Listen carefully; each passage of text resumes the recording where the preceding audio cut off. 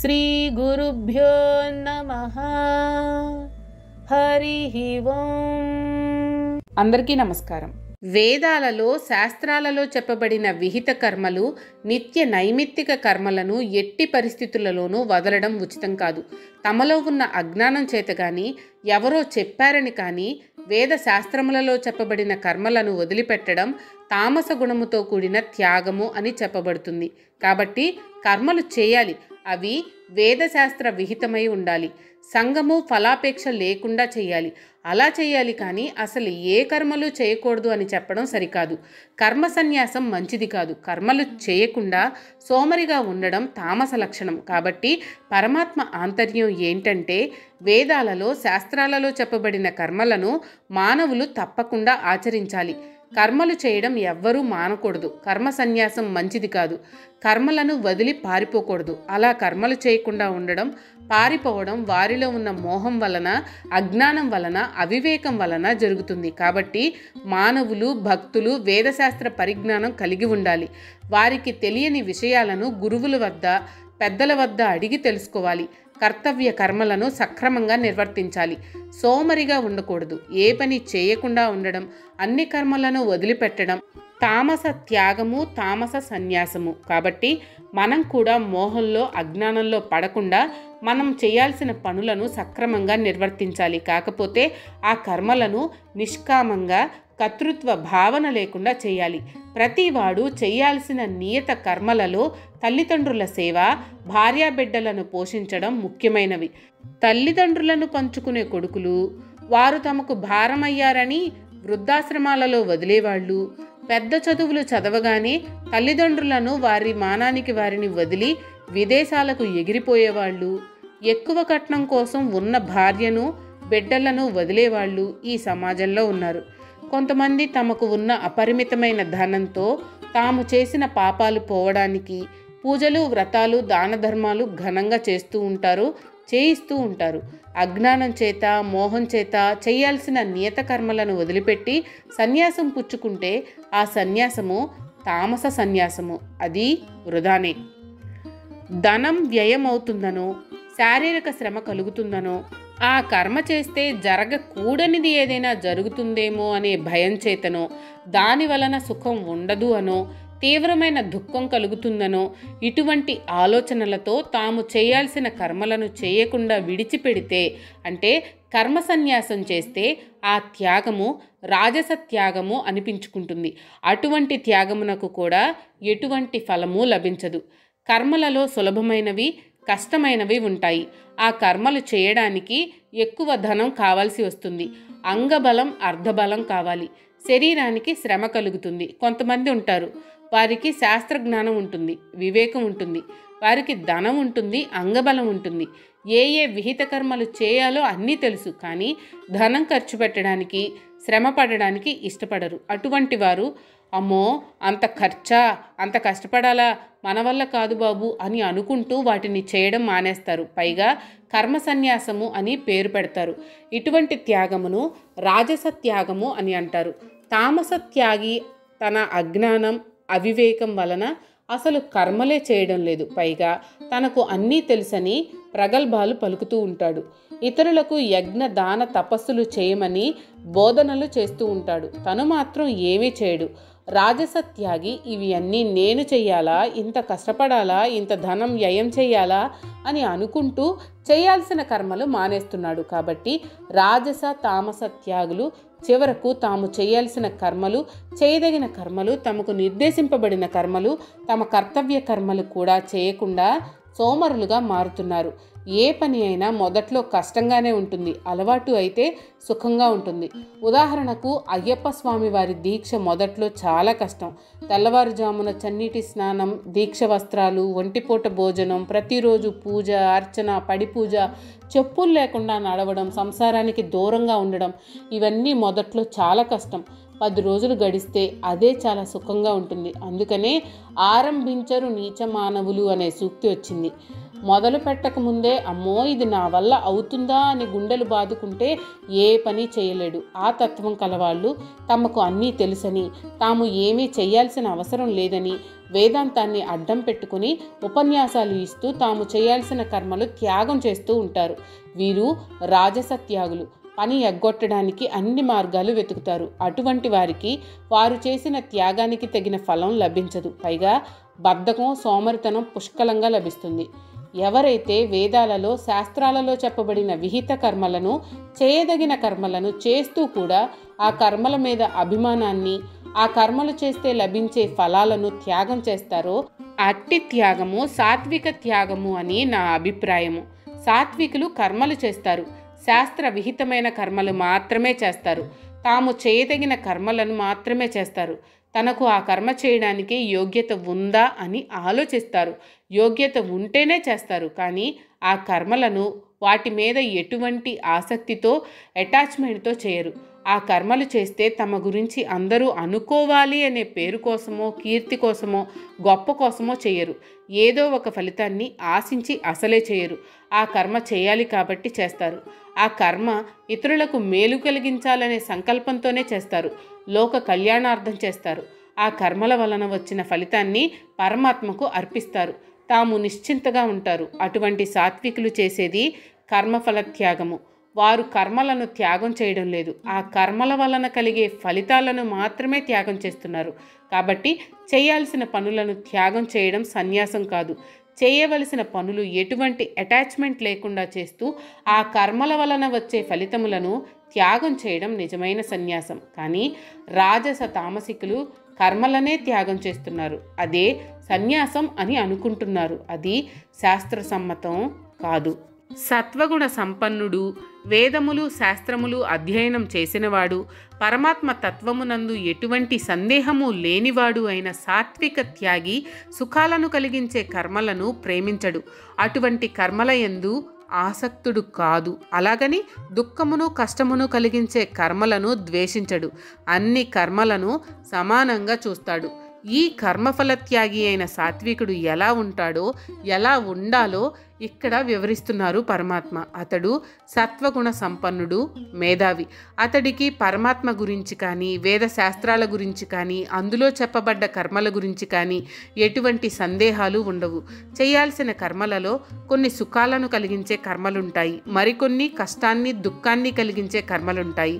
సాత్వికుడు ఈ రెండు కర్మలను సమానంగా చూస్తాడు. సుఖకరమైన కర్మల యందు ప్రేమ, ఆసక్తి కలిగి ఉండడం, దుఃఖకరమైన కర్మలను ద్వేషించడం లాంటివి చేయడు. మనందరికీ ఒక వింత లక్షణం ఉంటుంది. మనకు ఇష్టం లేని దానిని ద్వేషిస్తాం. ఎవరన్నా మనకు ఇష్టం లేకపోతే వాడితో మాట్లాడము, వాడిని ద్వేషిస్తాము, వాడి మీద పగపడతాం. ఎవరి మీదనైనా మనకు ఇష్టం కలిగితే వారిని రాసుకుని పూసుకుని తిరుగుతాము, జంటగా మెలుగుతాము. అలాగే ఇష్టమైన పనులను కావాలని నెత్తిన వేసుకుని చేస్తాము. ఇష్టం లేని పనుల జోలికి కూడా పోము. ఉదాహరణకు చదువు చెప్పించడానికి తల్లిదండ్రులు, వారి ప్రేమ, ధనము కావాలి. కానీ వారిని వృద్ధాప్యంలో పోషించడానికి వారి పట్ల ప్రేమ ఉండదు. పెళ్లి చేసుకునే వరకు కాబోయే భార్య మీద అంతులేని ప్రేమ చూపించడం, పెళ్ళైన తర్వాత ఆ ప్రేమ ద్వేషంగా మారడం, భార్యా బిడ్డలను వదలడానికి కారణాలు వెతకడం, విడాకుల కోసం కోర్టుకు పరుగులు పెట్టడం, అప్పు తీసుకునే వరకు అప్పు ఇచ్చేవాడిని దేవుడిగా కొలవడం, తిరిగి అప్పు తీర్చే సమయానికి వాడి మీద ద్వేషం పెంచుకోవడం, అప్పు తీర్చకుండా నానా అగచాట్లని పెట్టడం, తీసుకున్న అప్పు ఎగ్గొట్టడం, నెలాఖరున జీతం తీసుకునేటప్పుడు ఎంతో ఇష్టంగా తీసుకోవడం, నెల మొత్తం ఈ ఉద్యోగం చేయాల్సి వచ్చిందే అంటూ బాధపడుతూ అయిష్టంగా చేయడం, తాను విధిగా చేయాల్సిన పనులకు జీతం కాక అదనంగా ధనం స్వీకరించడం, ఆ చేయకూడని పని చేయడంలో ఆనందం పొందడం, ఇవన్నీ రాజస తామస లక్షణాలు. కానీ సాత్వికుడు అటువంటి పనులు చేయడు. తమకు ఇష్టం లేని వారిని ద్వేషించడు. వారి పట్ల ఉదాసీనంగా ఉంటాడు. పగ, ద్వేషం పెంచుకోడు. అంతేకాదు తనకు ఇష్టమైన వాటి మీద కూడా ఎక్కువ మమకారాన్ని కలిగి ఉండడు. అన్నింట సమానంగా ఉంటాడు. శుభమును, అశుభమును సమానంగా చూస్తాడు. ఏ పని చేసినా నిష్కామంగా, ఎటువంటి సంగమం లేకుండా చేస్తాడు. తాను చేసిన పనులకు మంచి ఫలితం వచ్చినా చెడు ఫలితం వచ్చినా చెల్లించడు. అన్నీ భగవదార్పణం చేసి నిశ్చలంగా ఉంటాడు. అతడే సాత్విక త్యాగి. అటువంటి సాత్విక త్యాగి మేధావి అవుతాడు, వివేకి అవుతాడు, సత్సంగాలకు వెళతాడు, వేదాంతాన్ని అధ్యయనం చేస్తాడు, శ్రవణం మననం నిధిధ్యాసనంలో నిమగ్నమవుతాడు. అతడికి పరమాత్మ పట్ల కానీ శాస్త్రాల పట్ల కానీ ఎటువంటి సందేహాలు సంశయాలు ఉండవు. అతని మనస్సు నిర్మలంగా నిశ్చలంగా ఉంటుంది. సరి అయిన నిర్ణయాలు తీసుకోగలిగిన సమర్థతని కలిగి ఉంటాడు. జనన మరణ చక్రం నుండి విడిపడతాడు. చివరకు మోక్ష ప్రాప్తిని పొందుతాడు. దేహముతో ఉన్నవాడికి కర్మలు చేయకుండా ఉండడం సాధ్యం కాదు. అతడు కర్మలను పూర్తిగా విడిచిపెట్టలేడు, కానీ అతడు కర్మ ఫలములను విడిచిపెట్టగలడు. అటువంటి వాడు త్యాగి అని పిలువబడతాడు. ఈ దేహమును ధరించిన ఎవ్వరికైనా తన దేహాన్ని పోషించుకోవడానికి రక్షించుకోవడానికి ఏదో ఒక కర్మ చేయక తప్పదు. కర్మలు చేయకుండా పూర్తిగా విడిచిపెట్టడం ఎవరికీ సాధ్యం కాదు.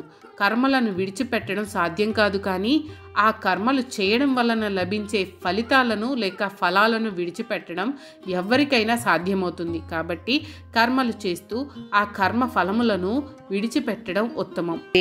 సత్వగుణ సంపన్నుడు ఆచరిస్తాడు, కానీ రాజస తామస త్యాగులు ఏదో ఒక నెపంతో తాము చేయాల్సిన విహిత కర్మలను చేయకుండా తప్పించుకుంటున్నారు. వారు చేసేది త్యాగం కాదు, తప్పించుకోవడం. దీనినే ఎగ్గొట్టడం, దాటవేయడం అని అంటారు. కానీ నిజమైన త్యాగి ఎవరు అంటే సత్వగుణం కలిగిన వాడు. అతడు కర్మలు చేస్తూ ఉంటాడు, నిష్కామంగా చేస్తాడు. ఆ కర్మల ఫలితములను తాను ఉంచుకోడు, అనుభవించడు, పరమాత్మకు త్యాగం చేసేస్తాడు. అతడు నిజమైన త్యాగి. అప్పుడు ఆ కర్మ ఫలాలు అతనికి బంధనాలను కలిగించవు. కేవలం తనకు ఉన్న దానిలో ఇతరులకు ఇవ్వడం త్యాగం అనిపించుకోదు. అది కూడా ఉన్నదంతా ఇవ్వడు, కొంత మాత్రమే ఇస్తాడు. తాను గొప్ప త్యాగిని అని పేరు సంపాదిస్తాడు. కానీ సాత్వికుడు తాను చేసిన ప్రతి కర్మ యొక్క ఫలితాన్ని త్యాగం చేస్తాడు, కానీ ఏ పేరు ఆశించడు. అతడే నిజమైన త్యాగి. ఏదైనా కర్మ చేస్తే దానికి 3 విధాలైన ఫలములు లభిస్తాయి. 1 సుఖము, 2 దుఃఖము, 3 రెండింటి కలయిక, అంటే కాస్త సుఖము కాస్త దుఃఖము. ఈ ఫలములు బ్రతికి ఉండగా కానీ మరణాంతరం కానీ అనుభవించక తప్పదు. కానీ కర్మఫలములను త్యాగం చేసిన వాడికి ఈ సుఖదుఖాలు ఉండవు. ఇక్కడ మరొక విషయం ప్రతిపాదిస్తున్నాడు పరమాత్మ. దేహం వచ్చిన తర్వాత ఏదో ఒక కర్మ చేయక తప్పదు. ఆ కర్మకు ఫలం రాక తప్పదు. ఆ కర్మఫలం ఒకప్పుడు సుఖంగా పరిణమిస్తుంది, ఒకప్పుడు దుఃఖంగా పరిణమిస్తుంది, మరొకప్పుడు సుఖము దుఃఖము 2 కలుగుతాయి. ఉదాహరణకు పెళ్లి భోజనానికి పిలిచారు. 150 ఐటెంలు అక్కడున్నాయి. అన్నీ నోరూరించేవే. తింటే సుఖంగా సంతోషంగా తృప్తిగా ఉంటాయి. అవన్నీ తినేసాం. అజీర్తి పట్టుకుంది. డాక్టర్కో 200, మందుల కోసం 300 కలిపి 500 రూపాయల నష్టం. వారం రోజులు శారీరక బాధ. ఇదే సుఖదుఖాల కలయిక. సాత్వికుడు తన ఎదుట ఎన్ని ఆహార పదార్థాలున్నా రోజు తాను ఎంత తిని జీర్ణం చేసుకోగలడో అంతే తింటాడు, సుఖంగా ఉంటాడు. రాజస తామస ప్రవృత్తి కలవారు ఇవన్నీ రేపు దొరుకుతాయా అనుకుంటూ అన్నీ ఇష్టంగా సుఖంగా తినేస్తారు. తర్వాత అజీర్ణంతో బాధపడతారు. ఎంతో ఖర్చు పెట్టి కోరిన కట్నం ఇచ్చి కూతురికి వివాహం చేస్తారు. సంవత్సరం తిరక్కముందే విడాకుల నోటీస్ వస్తుంది. మొదట సుఖం, తర్వాత దుఃఖం. కూతురికి వివాహం అయిందని సంతోషించాలో విడాకుల నోటీస్ తీసుకుని ఏడవాలో అర్థం కాదు. ఒక్కోసారి ఒకే పని సుఖదుఖాలు రెండింటినీ కలిగిస్తుంది. కాబట్టి ఈ కర్మల యొక్క ఫలములు అన్ని సుఖాలు దుఃఖాలు సుఖదుఖాలను కలిగిస్తూ ఉంటాయి. ఈ జన్మలో అన్నీ అనుభవించలేం కదా. కొన్ని సుఖాలు కొన్ని దుఃఖాలు మిగిలిపోతాయి. వాటిని అనుభవించడానికి మరొక దేహం కావాలి. అందుకని ఇవి మరు జన్మకు కారణమవుతాయి. ఇంకో జన్మెత్తి మరొక దేహం పొంది ఈ సుఖదుఖాలను పాపపుణ్యాలను అనుభవించాలి. అందుకే పల్లెటూళ్ళలో ఏమీ తెలియని వాళ్ళు కూడా ఏ జన్మలో ఏం చేశాడో, ఏనాటి పాప ఫలమో ఈనాడు ఈ జన్మలో అనుభవిస్తున్నాడు అని చక్కని వేదాంతం చెప్తారు. మరి దీనికి మరొక మార్గం లేదా అంటే ఉంది.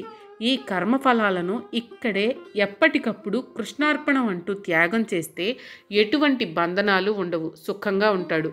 మరుజన్మ అంటూ లేకుండా జన్మరాహిత్యాన్ని పొందుతాడు. కాబట్టి నిష్కామంగా ఎటువంటి ఫలాపేక్ష లేకుండా కర్మలు చేయడం, ఆ కర్మఫలములను పరమాత్మకు అర్పించడం, మనస్సును నిర్మలంగా ఉంచుకోవడం అన్నింటికంటే ఉత్తమం. ఇక్కడ అర్జునుడు అడిగిన ప్రశ్నకు సమాధానం ఇవ్వడం పూర్తయింది. కానీ ఇంకా అర్జునుడు దిక్కులు చూస్తూనే ఉన్నాడు. గాంధీవం తీసుకుని యుద్ధానికి సిద్ధం కాలేదు. ఇది గమనించిన కృష్ణుడు అర్జునుడికి కాస్తంత జ్ఞానం కూడా బోధిద్దామని మరలా జ్ఞానయోగం చెప్పడం మొదలుపెట్టాడు. అంటే ఈ అధ్యాయము భగవద్గీత రివిజన్ అనుకుంటే కర్మయోగం రివిజన్ పూర్తయింది. జ్ఞానయోగం రివిజన్ మొదలుపెట్టాడు కృష్ణుడు. మీకు కనుక ఈ వీడియో నచ్చినట్లయితే లైక్ చేయండి. అలాగే మీ ఫ్యామిలీ అండ్ ఫ్రెండ్స్కి షేర్ చేయండి. ఛానల్లో కొత్త నోటిఫికేషన్స్ కోసం సబ్స్క్రైబ్ చేయండి. అలాగే పక్కనే ఉన్న బెల్ ఐకాన్ని ట్యాప్ చేయండి.